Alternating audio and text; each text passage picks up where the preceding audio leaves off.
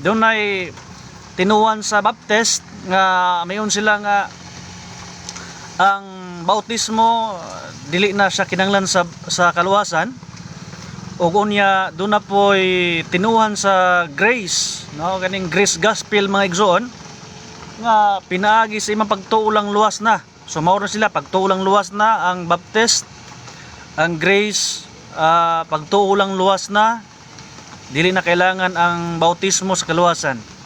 Magisgod ganit kaning baptist, nara sa term nga baptist, diba? Nara sa termino nga baptist. Supposedly kung baptist man ka, so ang imuhang number 1 gid nga imuhang ganing procedure or proseso sa imong kaluwasan, bautismo. Unya doon na po'y grace igsoon nga mao sa gihapon sa ilang tinuhan. Ang bautismo kana sa igsoon gisugo na sa alang sa tanang kanasuran.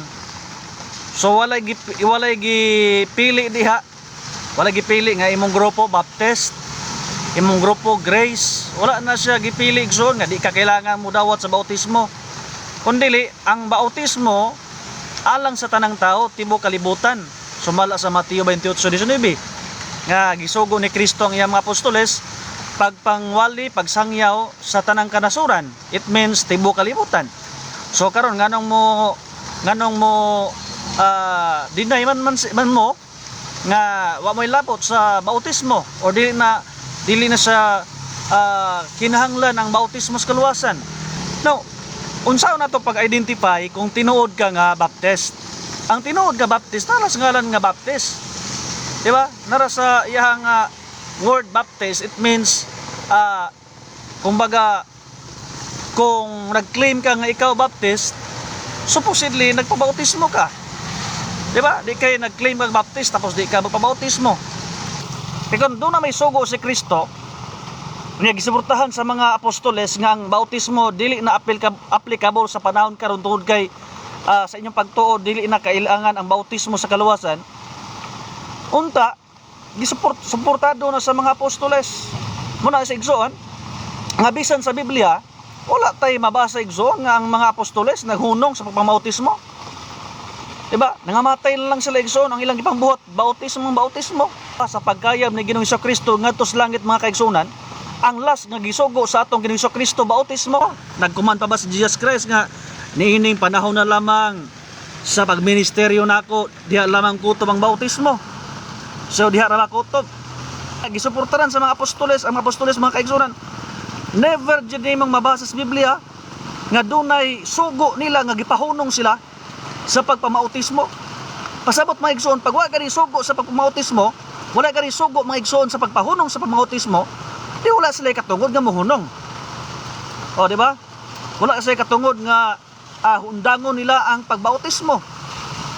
Muna, number 1 igsoon, nga itong hunaon-naon, na kung wala kayo sugo sa pagpahunong nila, wala sila katungod nga mo hunong sa mga sugo. Ang kaluwasan dili sa pinaagis pagtuo lang. Di ba? Dili lang pinaagi sa pagtuo lang mga kaigsunan ang kaluwasan, kundi kailangan ka nga mabuhat kung sa imuhang kanang response, faith response nimo aron ka makabaton sa kaluwasan. Sama ba igsoon ba? Halimbawa na kay pagkaon mga kaigsunan, aduna na kay pagkaon nya gigutom ka, kana igsoon na pagtuo lang luwas na. Take note, pagtuo lang luwas na mo ni say tinuan sa baptist, tinuan sa grace. Tuo ka lang luwas na. Sama ra po na igsoon sa gigutom ka o niya aron ka mabusog, mutuo lang ba ka?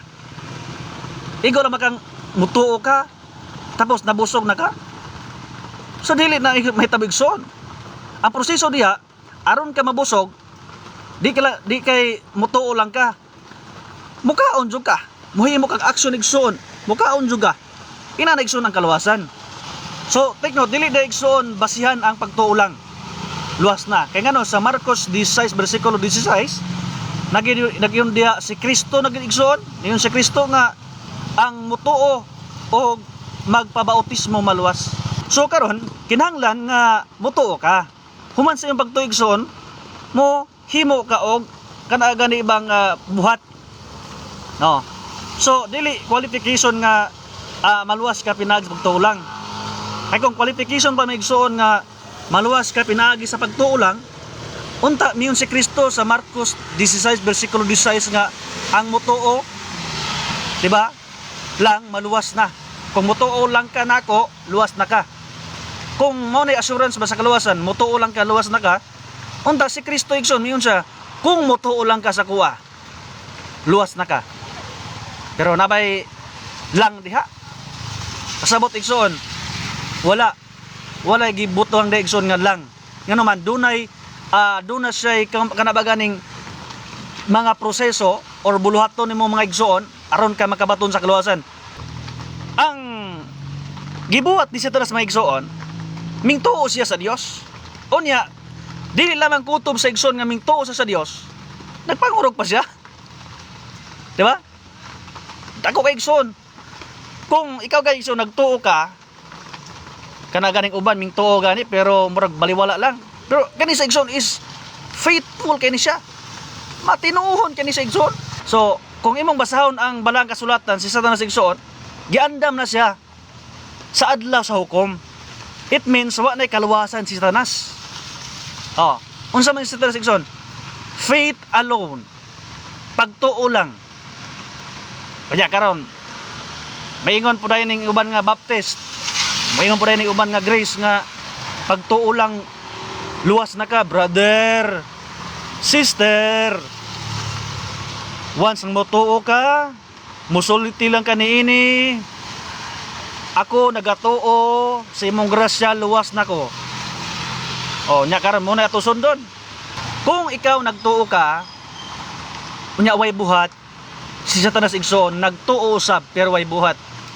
Si Satanas wa siya kaluwasan. Bisan na siya nagtuo. Okay? Ang kanang pagpabautismo igsoon is mo na siya gitawag og buhat. Mo na siya gitawag igsoon og faith response. Response sa imong pagtuo. Mo na buhat. Unya dapat gisuporto sa Biblia nga patay ang pagtuo kung bulag sa binuhatan. Zali ko no? Patay ang pagtuo kung bulag sa binuhatan. Ang amahan igsoon sa pagtuo si Satanas pero way kaluwasan. Now, ari pa igsoon sa assurance, ari pa igsoon sa dunay assurance sa atong kaluwasan. Kinahanglan igsoon nga mutuo ta o niya mubuhat ta. Di ba?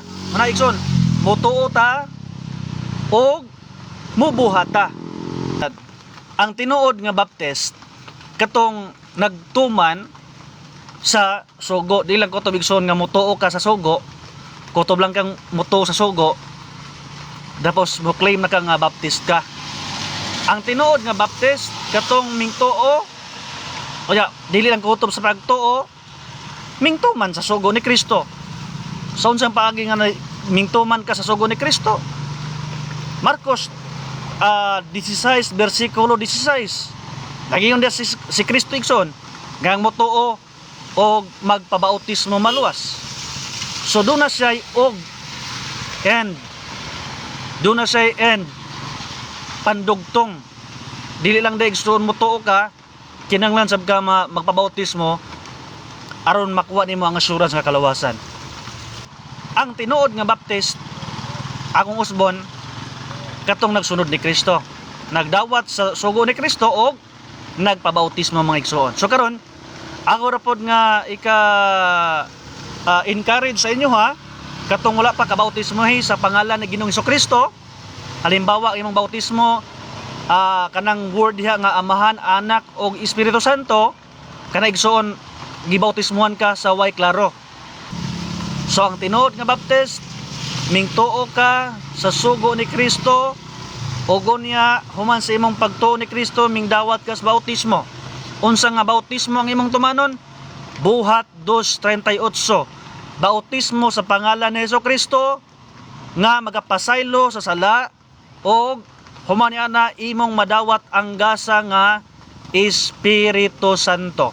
So balikan ako last igsoon, ang pagtuo lang luwas na kana igsoon kana sa wa kay assurance niya na nga makabaton kag kaluwasan.